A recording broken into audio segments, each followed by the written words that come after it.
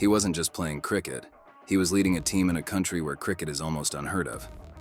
He said, "Can you please explain to me what cricket is?" Because I hardly understood what's going on. Asif Khan didn't just bring his passion for the game from India to Germany, he became the captain of the German national cricket team.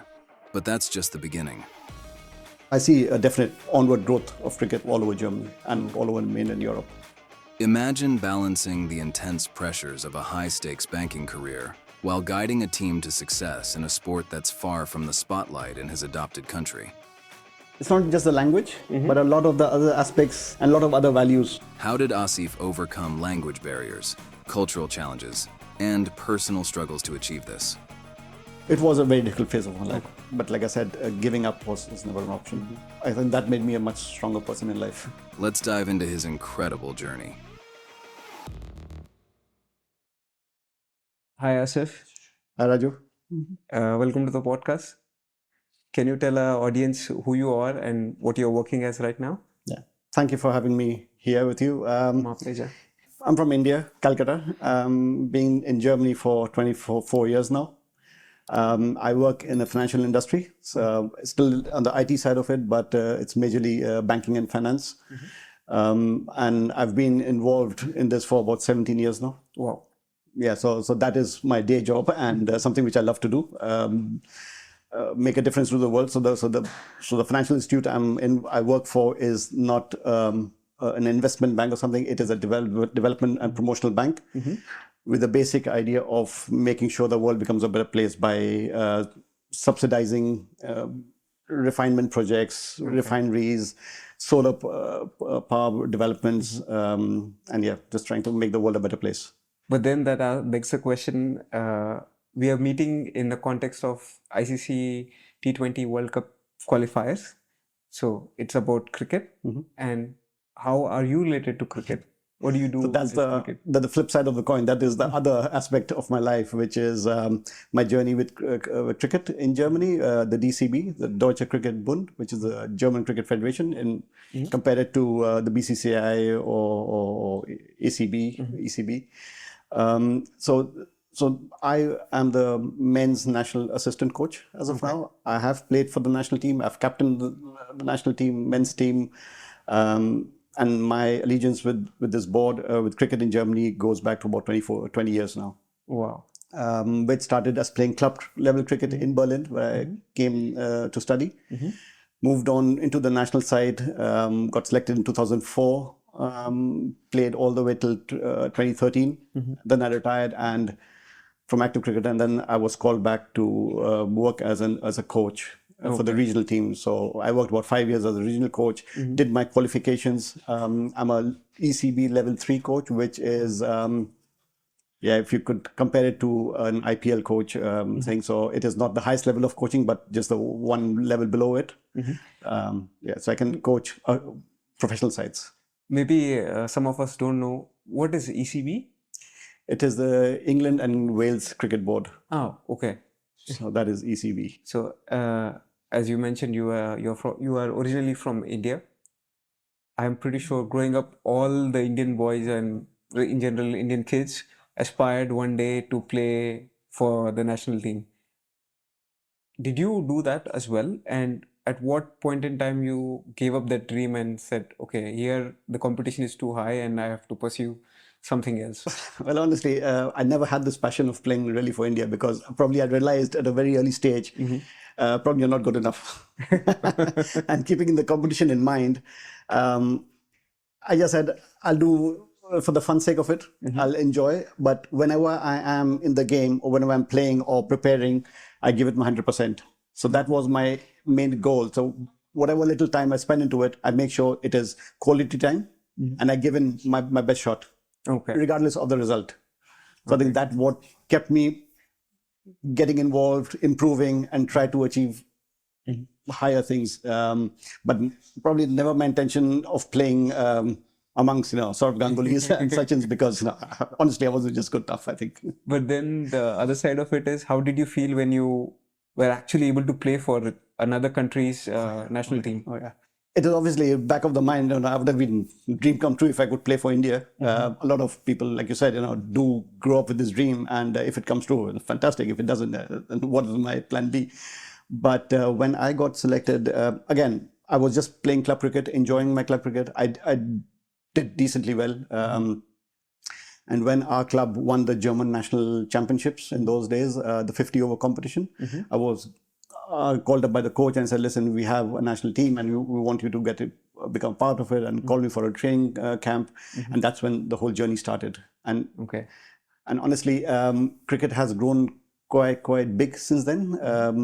The women's game and the under 19 World Cup that's happening, and the evolution of the T20 and the men's game, it's grown.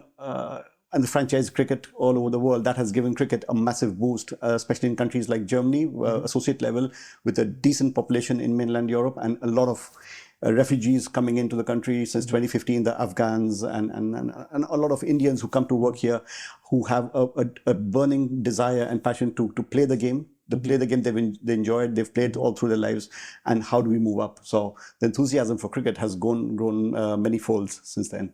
It's a very interesting point. Are you implying that cricket is not as famous as in the rest of the world, as in India, and it is heavily dependent on expats to sow the initial seeds? It is. Look, I mean, it is a very football dominant country. It is a country where viewership depends on action. Everybody is moving in football. Everybody's moving around in handball, in hockey. But in cricket, if you look from the outside, just like, compared to golf or baseball, there are 2 or 3 people in the center of the wicket, then action, everybody else stands around. That doesn't really give a clear picture of what the game is all about. Where's the strategy? What's happening? Only when you try and understand the thing is when you really get involved in it. People in the 80s and 90s only knew the 5-day version of the game, so the test match cricket, where would say, how on earth can you watch 5 days of cricket and then go back home undecided, in a draw? How can that be? So those were the initial challenges. Once the 50 over came in, it was still a longer game, but then a bit more action with the T20 thing, and the way ICC and DCB are trying to move ahead with all the marketing and the promoting stuff with the young kids and the underage cricket. I think that thing has really caught on well. So I see a definite onward growth of cricket all over Germany, and to that extent all over mainland Europe. As you have a day job, and this is your kind of hobby or passion, I would say. You are married, you have 2 kids. How do you do this balancing act between these 3 spheres, of your work, your passion, and the family? It's a tough one, no doubt about it. Before you answer that, I'd like to give a little more background to our audience. Is that when you play for a country or coach a country, the tournaments are usually over the weekends, and there is very little time to spend because you are working during the weekend. Yes. Weekends are... Yes. So the training camps, the warm-ups, the leading up to the tournaments, the weekends are mostly Friday afternoons till Sunday. So Friday is the travel day, so everybody gets together, we practice and train together on Saturday and half of Sunday, and then go back home on Sunday. So in a very compact and small time frame, we try and achieve as much as possible, skill-wise, mental-wise, team bonding-wise, and try and make sure over some of those weekends, we try and get the team and the squad as prepared as well as possible for the tournament. And the tournament is somewhere between 10 to 15 days, depending on where the tournament, how many days you need to get together, travel, play. It's somewhere between 10 to 14 days. So coming back to the point again, even though Germany is not that cricket crazy, there's still, it's demanding for those who are involved. It is. And then how do you balance between your private life and work and this thing? It's definitely not easy. The days I take off from work are my annual leave.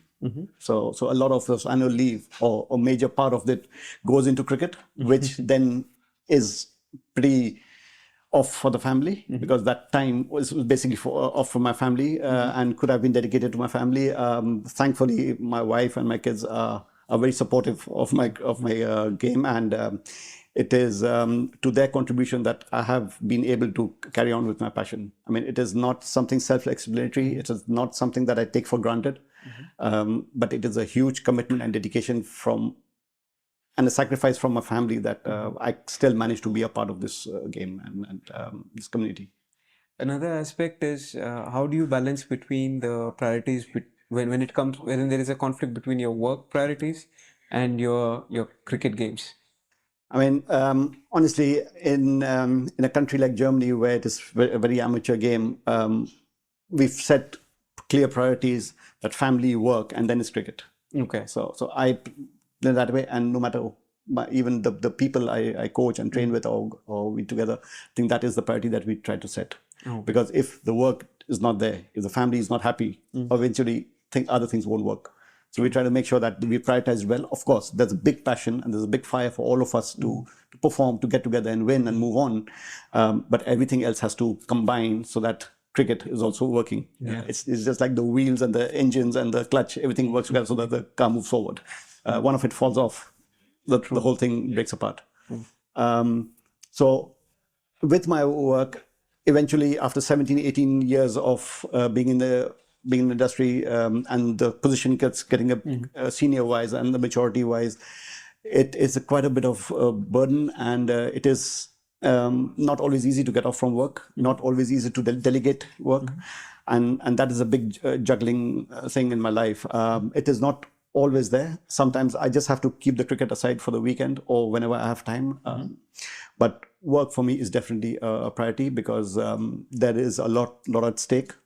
There are deadlines to be met, and that's the hard reality of life, which I obviously enjoy. It is not that it feels a burden to me.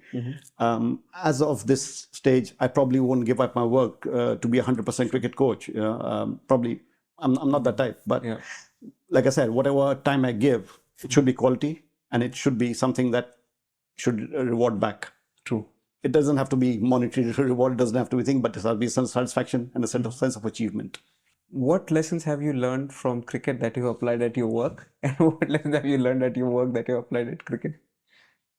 Yeah, interesting, because my first interview, the interviewer, my boss who then hired me, said after the interview we had playing cricket for Germany written in my CV. He said, "Can you please explain to me what cricket is? Because I've been to England, I've watched a game of cricket, hardly understood what's going on. Can you please explain to me what it means?" So there was a sense of cricket being a part of my journey, my professional journey, which has been pretty interesting because man management, time management, and trying to get your desired goals out of as much investment as you can. So return on investment as much as possible, keeping everybody happy and not happy wise, that they're all satisfied and working towards a common target is something that we all apply to our professional lives as well. So yeah, man management is definitely a big thing. Motivation, driving everybody in the right direction and being a part of the journey. So saying that end of the day, we all together strive and work in the same direction. Okay. So that is something which is a big give in from cricket, which I apply to my professional life.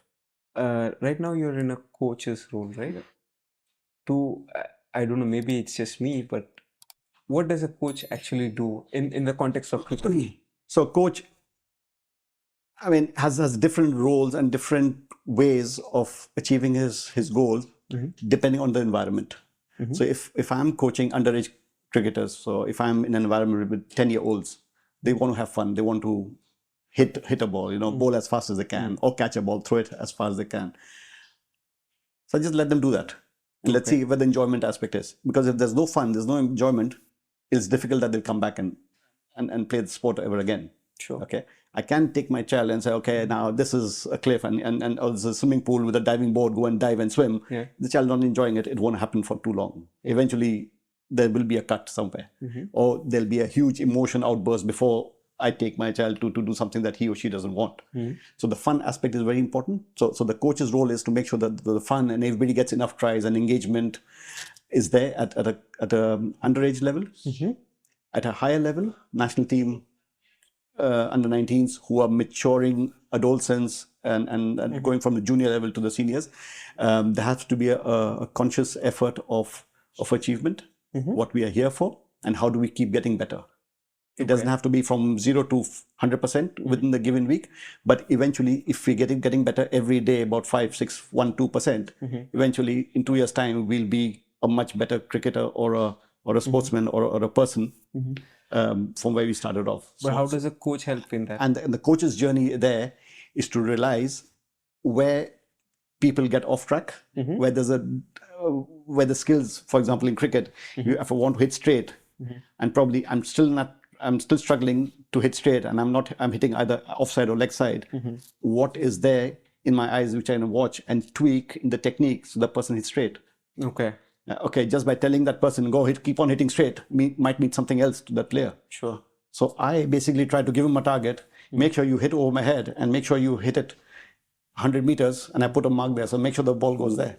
Okay. And it's between these cones in the air. So it is target based instead of telling him, you got to hold a bat with both your hands, get under the ball, try to lift it up. And there's too many information. You just try and give it a target and make sure, can he achieve the target or not? So it's again in the work culture. End of the year we've set targets. Beginning of the year, end of the year we come back and say, have we achieved them or not? True. And the aim of the team leader is just as to be that part of the journey and make sure we're all on the track to achieve those targets. What do you do in a situation where this person is hopelessly unskilled to be there? How do you deal with that situation? It is something that it's in the mind. It's probably unskilled at one particular skill or not good enough at that skill doesn't mean he or she is totally useless in the whole sport, context of the sport. Somebody who cannot bat well could probably bowl well. If he cannot bowl, or she cannot bowl well, probably he can field well or catch well. Can I make him or her into a wicket keeper? Okay. So in a T20 game, if you have a proper wicket keeper, like a Dhoni, for example, he would not bat or bowl, but he still contributes big time into the cricket because mind is working differently. Yeah. So it is my thing. It is a small country with a small set of resources and a particularly small portion of the community playing cricket. I just can't be cherry picking. I mean, at some level, yes, but to grow the game up, I need to make sure everybody fits in somewhere and still has fun. So a young girl who's scared to being hit probably can bowl spin, probably can bowl. Or you can, send her on and say, okay, now try and catch a ball, throw the ball as hard as you can, and eventually work on the batting side of it. So play with a softer ball, give her enough training sessions so she's more comfortable in it, because it's muscle memory. End of the day, and the fear goes out as soon as you're doing a lot of repetitive work. You mentioned that the team's composition is not always 100% German origin, native Germans, but it's also heavily dependent on expats who have inherited this culture of playing cricket. And so how does the team look like right now? That's right. I mean, the local growing population is based on expats. A lot of migrants who've come into Germany through different channels for different purposes are now an integral part of our community or of the country. For example, when the Afghans came in, they were very young. They had a very different start to their lives and had a very difficult path. At 13 or 14, they had seen things which I wouldn't have probably imagined at 25. So they were mentally very strong. They were physically very athletic. They were competitive. They hate losing.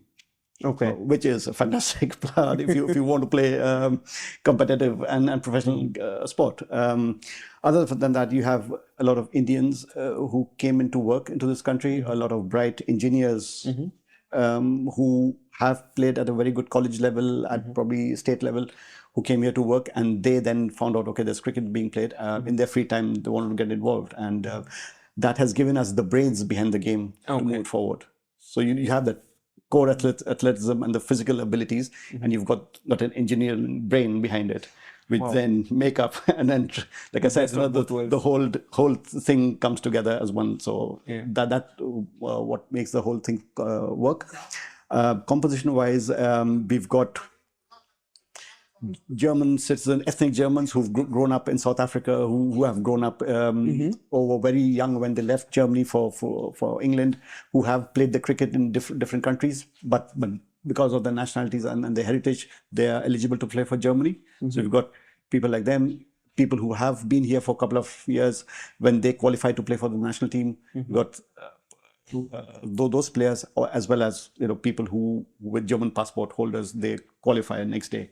Okay. So it's a good mix of youth, experienced cricketers. Somewhere the youngest probably at this stage is probably 19.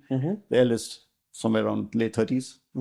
It's But very it good mix. can't be all rosy and nice, right? Even in a homogeneous country, when a team comes together, there are differences in culture and there's some sort of conflicts as well. Yes. So it becomes even more complicated in this particular scenario where you have people from very different backgrounds coming together and working to play a game for a host country, I would say. Yeah. Can you share with us some challenging stories that you had to overcome? Yeah. It's a very diverse country in terms of the cricketing culture, the backgrounds that people have come from, and the expectations that they have. Yeah.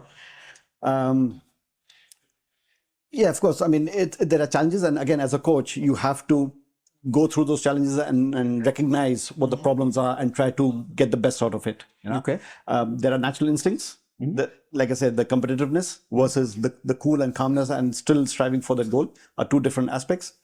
But the challenge that we really face is trying to make sure that people understand why we're here for, Okay. what is our role, and where do you want to be. Different people have different ways of understanding, so one size doesn't fit all here.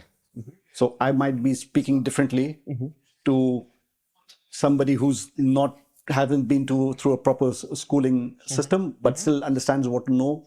Okay. There are emotionally charged people who get worked up pretty emotionally, and then there is a very level-headed person who knows but keeps very quiet and within himself. So he hasn't really performed well, but he's got that fire in him, he's got that anger in him, but he won't talk.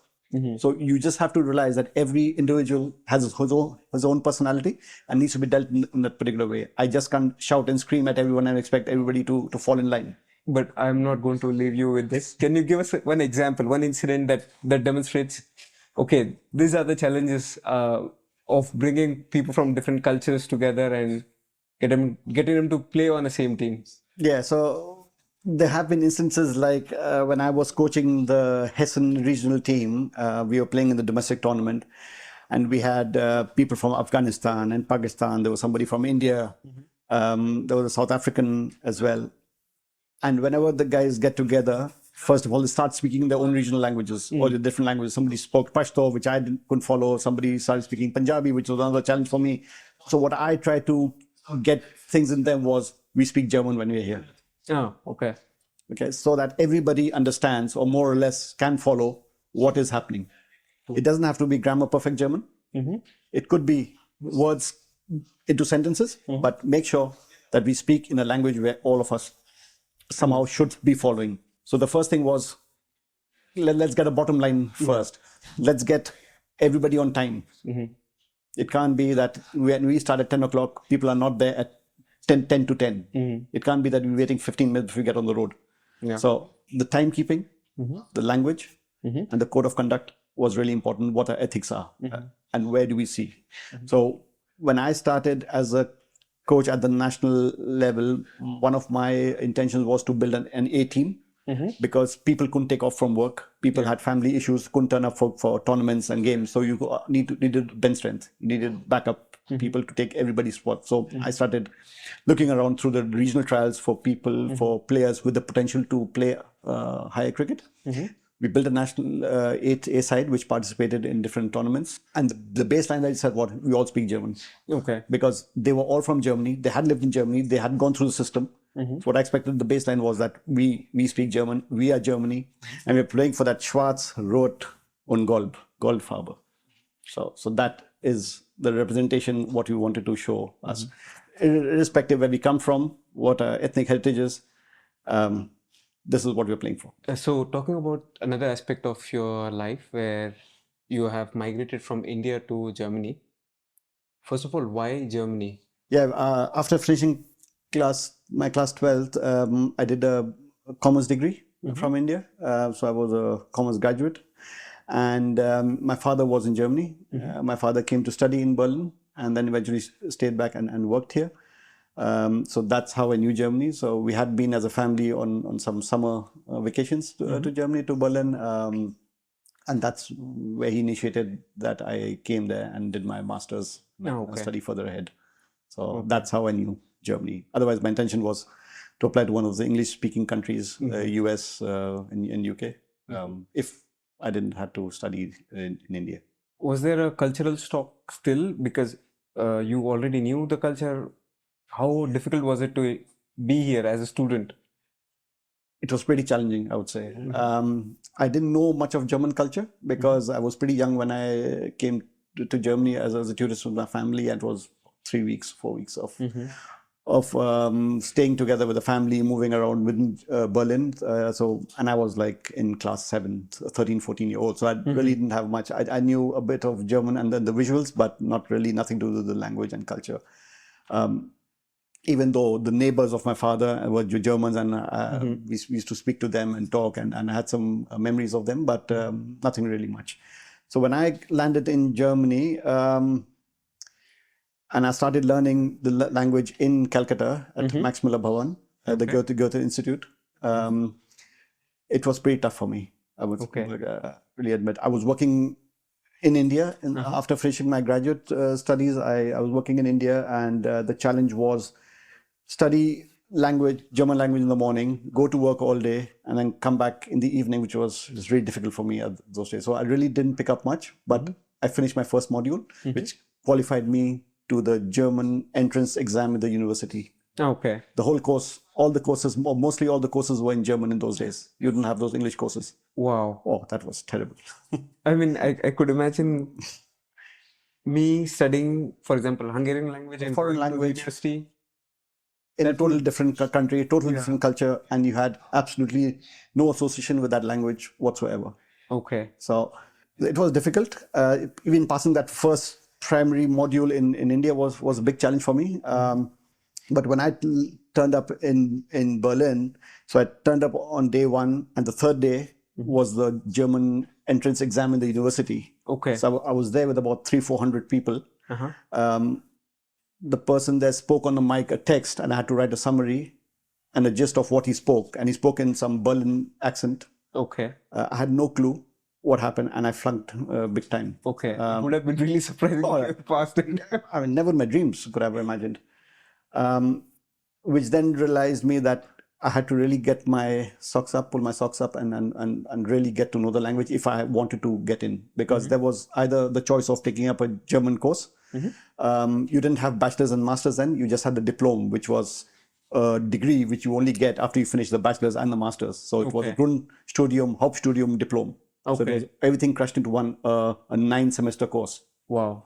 I came to study, like I said, economics, but the allotment of foreign students in economics in a German university in those days was pretty limited. So there were 5 seats in the whole course, which was pretty, and they had a cutoff there, which they called NC, numerous clauses, which was about 1.2, which is about, I could say, 85-90% in the Indian way of percentage transformation. But I would have done that thing anyway because of the language thing. Okay. So economics was probably out of bounds, out of questions, basically for the barrier of the language. But I went to a private school. Really, they prepared us, really drilled us really well for this particular exam, 3 to 4 months. And then when I sat back for the exam again after about 4 months, I think I was pretty well prepared for it. And given the exam, I came back home and I told my father, I think I've cracked it this time. You were in Berlin and he was in India? No, he was also in Berlin then. He was also in. So he was working in Berlin. Okay. So when I came home and I said, I think I have a pretty good feeling about this and I think I'll take it, because even out of those 500 students, they would only take the top 100. So no matter if you pass that exam, you have to come to the top 100 to qualify for a language course and then start studying. Okay. So the second time around, I was lucky enough. I think that was a breakthrough of my life in the context of starting my life in Germany. I got through those exams, started studying. Instead of economics, I chose informatics, computer engineering, because I had maths in my graduate program. So they offered me this thing, and I said, probably there's a lot more literature in English and software engineering. The computer science subjects look all right, and I'll just give it a try. Okay. The first 2 semesters, I thought it was a wrong decision because it was totally different world, the world of computers and bits and binaries and bits and bytes. But it started making a lot of sense, and it wasn't fun. I had to burn the midnight oil. I had to study long hours. Thankfully, there was another student, Indian student in Berlin. We were a group of 4. And with one of them, I still in very good terms with him, and he really helped me with all the physics and all the maths, which were like gone after class 10 for me.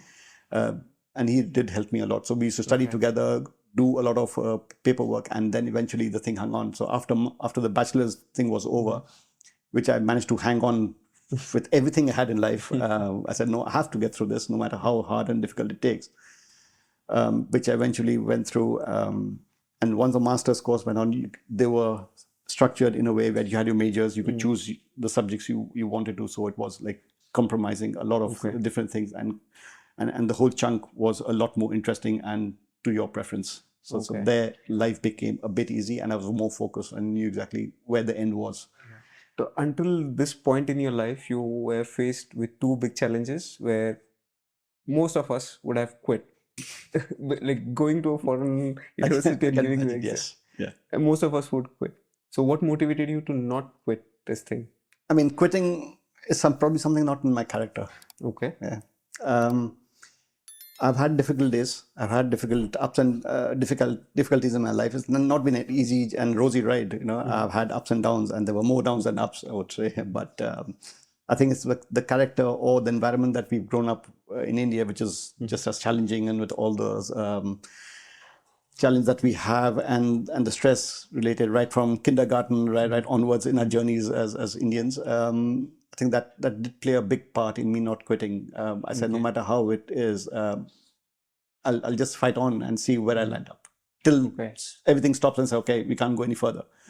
So I did fail in some exams, yes, but the second attempt, I made sure, I given all the focus, passed them. So there was a strategy to the study part. So I did not try and do 6, 7 exams in one semester. I tried to do 3 and make sure I just went through them. Okay. So there was a big strategy. The next semester I would try and do 4. The next 4 which came in. And then the semester after that, the third semester, which is a repetition of the first one, I would clear all my backlogs. Okay. So eventually, out of those 9 semesters, the bachelor's part, the Grundstudium, took me 2 semesters extra, but I finished my master's in the stipulated time. And because I had a graduate degree from India, I was given the leeway of not having to complete some subjects which are not necessary for exam. So 20 hours of work were saved upon me. Talking about work, did you do any part-time jobs during this time as well? Or were you supported completely by your family? No, not much. Yes, the head up that I had was that my father was here, so I had a place to stay. But the finances and all were all managed by myself. So I thought because I was working in India and I came here again as a student, I thought I'll be on my own feet. I'll be on my own no matter what. So I took part-time jobs. I did work in gastronomy in hospitality business as a part-timer, but that wasn't for much. After once I finished the graduate part of it or the Grundstudium part of it, I got a job as a Werkstudent, it's called. It's a student's job in the university at development projects and implementation of some new projects. So I worked about 3 years in the university in different projects. So I was a working student there, and that was what kept me going. So I worked part-time. There was also friends who had a restaurant or 2 in Berlin. So eventually, when they said, "Listen, going to India, I need somebody to manage for the time being," I would go there and help them as well. It was a very difficult phase of my life, I would say. But like I said, giving up was never an option. I think that made me a much stronger person in life. So once you finished your education, you went straight into the financial world, or did you do any other jobs in between? So the interesting part was I was finishing up with my studies. I was at the end stages of a master's program, and I could see the end. And things developed that because of life in different turns, it came to a very low point of my life, probably the lowest point of my life, that I lost my mom. It was a very quick transition, and probably she was gone within 3 weeks of being a very healthy person to not being there. So that was a big blow in not only my life but everyone around me.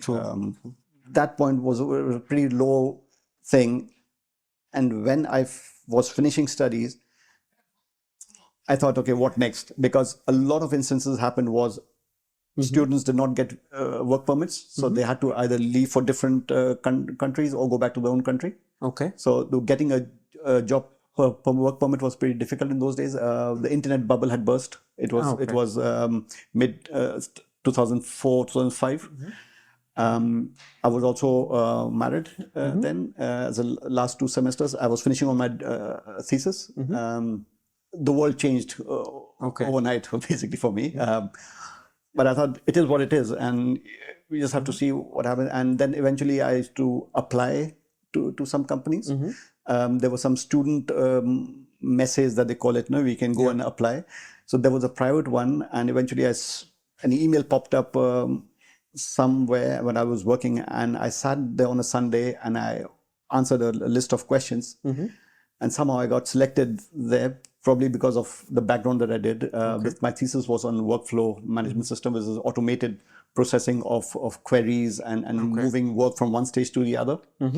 So that was quite interesting for the whole project that I was working in. It was part of the whole big project which I was working in university, versus what this other companies that were part of this trade fair for the students' recruitment was looking for. So eventually that happened, and I applied for that trade for that messe sort of student. They were cherry picking some students, and I was part of about 50, 60 students who were invited to a particular location over 2 days, and the companies would interview us. One of them was I had 2 interviews there, and they said, okay, what are you doing in? What are your plans like? Do you want to stay in Germany? Do you become a bridge between Germany and a development team in India, because you know both cultures, you can speak the language.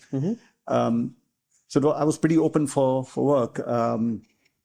Apparently, I had also informed my family that it could be that once I finish my degree, I would come back to India and just carry on with my life and find a job there. So the first round of interview was there with those 2 companies. And after a month, I got a call from Düsseldorf, one of financial companies, one of these banks, big banks in Düsseldorf, and they said, "Would you be willing to come for an interview to Düsseldorf?" Which I went. I was very pleased that they did invite me. And after 2 months, I had a contract in hand. They said, and I still hadn't finished and submitted my thesis till then. So it was like that's what life is, From a very low point in life, I was just looking into a deep black well to getting a contract and still not finishing my degree. And I said, okay, wow. I mean, that's how quickly things change. So that was fantastic. But it must have been very challenging to have a family and looking for a job and while doing thesis. You mentioned earlier that you were doing other jobs. Did any of them stand out? Were any of them very challenging? Not for very long, but I was involved in a translation agency. So because I speak Bengali and Urdu and Hindi, they registered me as a translator. So it was a private agency in Berlin. And one instance was that I was asked, it was early morning or late night, I don't remember, but probably early morning, where I had to drive outside of Berlin towards the Polish border, where they had got hold of 2 Indians who probably came into Germany through the illegal way, and they were being interrogated. So they wanted a translator to translate the whole story and whatever the police had to ask. So that was a really nerve-wracking experience for me, something that has stuck on with me in my mind ever since. And that has, when I reflect on it and look back, I think it has shown and proved how privileged and honored we are to have been born and brought up the way we have, and the education we've received, the family that we have. I mean, it is not every person's thing, and we have to be really respectful and really being blessed to see all that, because not everyone in life is as privileged as what we've been. So I think that applies to your team members as well, because they're also coming from very different backgrounds. Very difficult backgrounds, difficult situations, and we've seen really terrible things in life at a very young age. Do you have to console them also? Because these cultures are not very open to therapy or talking out loud about their traumas. I don't have to console them because, like I say, they've gone through a process over many years at a very young age. So once they're in Germany and once they're in their normal lives, some of it has been forgotten, has been mitigated through a proper lifestyle and the way that they're working, they have a place to stay and they have a pretty decent life. But the scars of the experiences is still something that they carry. And that has really built their character into a very strong person, and they can absorb a lot of emotion into them. They don't cry out. They will eventually, if you speak to them over tea in a one-to-one room, probably they'll come out more, but they're not very open with their emotions. They will keep quiet. They will look somewhere else, but through their eyes, if you can see, there's a lot of depth and a lot of things that happen to them, which honestly we probably couldn't even imagine. Can't even imagine. Yeah. So you've been living in Germany for how long now? 24 years. 24 years. Would you consider yourself fully integrated into the culture? I think I'm pretty well integrated, yes. Because it's not just the language, but a lot of the other aspects, like I said, trying to be as punctual as possible, trying to be as truthful as possible, trying to be honest, and a lot of other values, which I think, as respecting every human being, respecting not only the adults, but also children, giving them the opportunity to speak and listen. I think I'm pretty well in the society, yes. What would you do if there was a cricket match between Germany and England? It's a World Cup final. Who would you support? Germany. You are not the coach in this scenario. See, it's always a question of, your land of birth versus where you are. Yeah. Of course, it's going to be a difficult one. But like I said, I would just imagine it's going to be a good game and may the best team win. No, but who are you going to support? I would support both of them, because if I look up my child would support Germany, which I absolutely abide by. That this is a country where he and she were born, raised, and it's fair that they feel they're Germans, but with Indian heritage, and that's absolutely fine. But yeah. I mean, I still wear an Indian T-shirt when India plays. I wear a German football T-shirt when Germany plays. So it is not just either or. And I think where I've come from, my heritage, my roots versus where I am right now, totally respectful and honor both of them. And India is obviously going to be the first choice. Yes. Given the way you have led your life with so many challenges and overcoming them, and the career success that you're so beautifully balanced between your passion, family, and work. What hopes do you have for your kids? What lessons they might pick up from you? What do you wish they do in their life? I mean, I wish my kids become good human beings. They help make this world a better place, or they assist and they contribute in moving this country and the youth forward. And if they can do that in one way or the other, either being, I don't know, an engineer, a professor, a doctor, whatever, whatever they choose, as long as they can contribute to the society and making this world a bit more better than it was where we left them or where we have them as of now, I think that's what I expect from my children. I do have certain expectations from them, but as of now, at this age, it is more about the respect. It is more about the basic way of growing up in a nice world, treating everyone happy and enjoying their lives is something that I always focus on. And sports is a major part of it. And when me and my wife were discussing about, where do we put them into which club? So it was important that we chose two sports for them, a team sport and an individual sport. Okay. A team sport so that they work together for a common goal. And that is the basic way of surviving and moving with a group of people together. True. And not just fighting for yourself. An individual goal is, at times, in a team goal, you get left out. It is not always your own decision. Who plays, who doesn't play is not always your own decision. You might be left out, Yeah. So to achieve some sort of level in life with the performance that you need and to the best of your ability, you need that inner drive and inner firepower. Tennis, swimming, golf, individual sports, but it's all on that player's own capacity. So the harder you train, the better for you. Okay. So that's why we try to give them two things so that the group work works as well as the individual performance matters. So give them the best of things and let's see where they land up. Yeah. Last question. What are your hopes for German team? I hope they win every game. But no, I think if they can play to their ability, if they can play consistently, and they have fun playing together, I think the team and probably the future generations of German cricketers would go a long way in establishing this sport well in this country. I think if I can move the team ahead in terms of ranking in the world, in terms of getting more players playing the sport, enjoying the sport, having a good time, making friendships, I think I've done my job. Fantastic. On that high note, thanks a lot. Thanks, Raju. Thanks for having me. Thanks again for your time. If you can look at any of these cameras and tell our viewers to subscribe to our channel, that would be great. We are Career Stories. Thanks everyone for watching this video. If you could subscribe and share to Career Stories. Raju's doing a fantastic job in promoting his vision of the career and the stories and bringing different people's stories onto the lives and TVs on social media platforms. If you like it, if you enjoy it, please like and subscribe. Thank you. Thank you. Sure. Thanks for having me.